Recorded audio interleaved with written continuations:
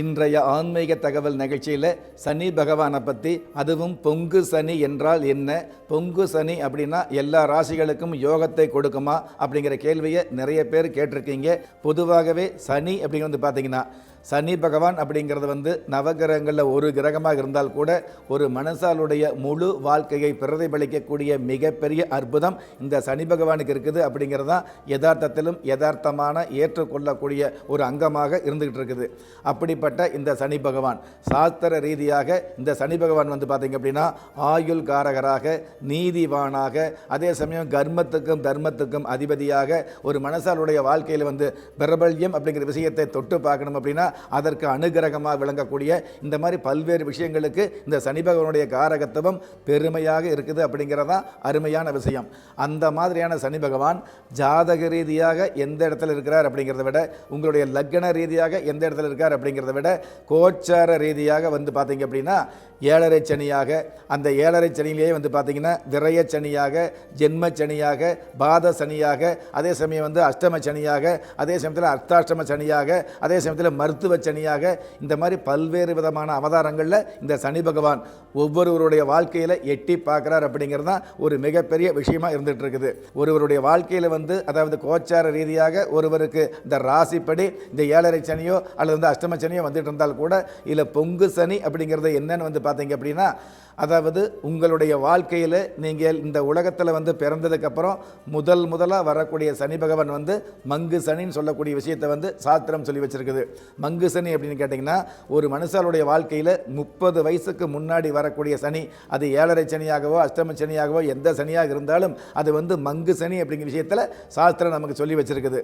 மங்கு சனி அப்படின்னா என்ன அப்படின்னு கேட்டிங்கன்னா, அதாவது நீங்கள் எந்த உயரத்தில் இருக்கிறீங்களோ, எந்த தகுதியில் இருக்கிறீங்களோ, அந்த உயரத்தையும் தகுதியையும் ஆட்டி பார்க்கக்கூடிய தகுதி இந்த சனி பகவானுக்கு அதிகமாக இருந்துகிட்டு இருக்கும். அப்போ அந்த தடுமாற்றம் வரக்கூடிய காலங்களில் உங்களுடைய நிலை தளர்ந்து போகும் இல்லையா?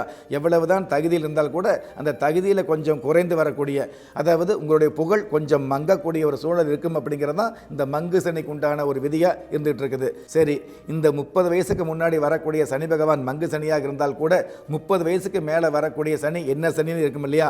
ஒருவருடைய ஜாதகம் அப்படிங்கிறத விட ஒருவருடைய வயசில் உங்களுடைய ராசிப்படி உங்களுக்கு 30 வயசுக்கு மேலே இதே சனி பகவான் ஏழரை சனியாக அவதாரம் எடுத்து வந்தால் கூட அது பொங்கு சனி அப்படிங்கிற விஷயத்தை சாஸ்திரம் சொல்லி வைக்கல. அதாவது ஒவ்வொரு விதமான ஜோசியரும் ஒவ்வொரு விதமான ஒரு சந்தோஷத்தோடு இந்த மாதிரி பெயர் வச்சு சொல்லிக்கிட்டு இருக்கிறாங்க. அப்படிங்கிறது தான் யதார்த்தம். அப்போ இந்த பொங்கு சனி அப்படிங்கிறது உண்மையாலுமே யோகமா அப்படின்னு கேட்டிங்க அப்படின்னா, அதாவது பொங்கு சனி அப்படிங்கிறது தனிப்பட்ட முறையில் யோகத்தை கொண்டு வருவதில்லை, கொண்டு வர முடியாது. அப்படி இருக்கும் பொழுது எதனால் இதுக்கு பொங்கு சனி அப்படிங்கிற ஒரு பெயர் வச்சுக்கிறாங்க அப்படின்னு கேட்டிங்கன்னா, இந்த மங்கு சனி அப்படிங்கிறது உங்களுடைய 30 வயசுக்கு முன்னாடி வரக்கூடிய இந்த சனி பகவான் மங்கு சனி அப்படிங்கிற காலத்தில் உங்களுக்கு எவ்வளவு கஷ்டத்தை கொடுத்துருப்பாரு அல்லது உலக அனுபவங்களை கொடுத்துருப்பாரு. அந்த மாதிரியான கஷ்டங்களையும் உலக அனுபவங்களையும் தாங்கி பழகித்தான் நீங்கள் வந்திருக்கிறீங்க. எது இரண்டாவது சனி என்று சொல்லக்கூடிய இந்த பொங்கு சனிக்கு.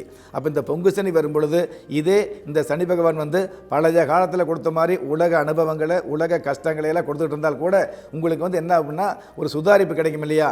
அதாவது முதல்ல ஒரு கஷ்டம் வரும் பொழுது, முதலாக நமக்கு ஒரு சோதனை வரும் பொழுது நமக்கு பயமாக தான் இருந்துகிட்டு இருக்கும். அதே கஷ்டம் நம்ம தொடர்ந்து இருந்தோம் அப்படின்னா அந்த கஷ்டத்தில் நம்ம பழகிக்குவோம்.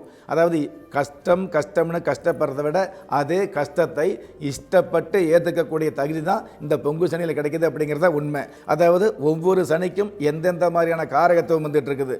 மங்கு சனி, பொங்கு சனி, மருத்துவ சனி, மரண சனின்னு பல்வேறு விதமான சனி அமைப்புகள் இருந்துகிட்டு இருந்தால் கூட அந்தந்த காலங்களில் எந்தெந்த மாதிரியான பாதிப்புகள், எந்தெந்த மாதிரியான யோகங்கள் அப்படிங்கிற விஷயத்தை அடுத்த ஆன்மீக தகவல் நிகழ்ச்சியில் விரிவாகவே பார்க்கலாம்.